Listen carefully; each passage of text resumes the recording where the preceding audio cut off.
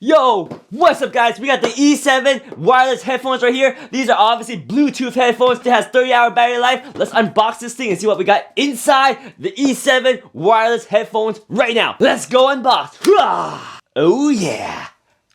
Here we go guys, unboxing the E7 Bluetooth wireless headphones. Wow, look at that, these got glossy black right here. You got two cables right here. You have a 3.5mm to a 3.5mm audio jack in case you don't want to use the Bluetooth. You want to connect it by the cable, you got that too. You got a charging cable right here. This one has USB to micro USB because it uses a micro USB to charge it. That's all you guys need to know. Here are the headphones. They look good. Whoa, check them out. They look nice. These cuffs, oh yeah, the cushion, they're soft. You got these things. Oh, I love the flap around because when you leave them right here, you can flap around like a DJ. Some pro bass, noise cancellation, active noise cancellation, and passive noise cancellation. What's the difference? What active noise cancellation means, there's actually microphones that pick up the audio wave, reverses in here so that you have peace and quiet.